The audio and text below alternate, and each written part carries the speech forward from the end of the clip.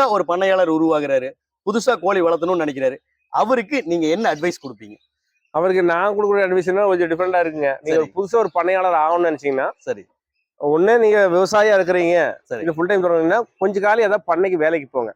வேலைக்கு ஆமா போகணும். ஒரு 6 மாசம் ஏதாவது ஒரு கோழி பண்ணை, இந்த மாதிரி கோழி பண்ணைக்கு வேலைக்கு போங்க. கவர்மெண்ட் பார்க்க வேண்டாம், சரி, வேலைக்கு போங்க. சரி. அங்க என்னெல்லாம் நோய்கள் வருது, அதை சரி. எப்படி எல்லாம் பராமரிக்காங்க, என்னெல்லாம் தீவனம் கொடுக்குறாங்க, ஓகே. அதுல இருந்து கத்துக்குங்க. இப்ப என்ன பாத்தீங்கன்னா, எந்த ஒரு தொழில் தொடங்குறது பாத்தீங்கன்னா, சரி, முதல் காலத்துல அவங்க அந்த தொழில ஒரு வேலைக்காரா இருந்திருப்பாங்க, சரி.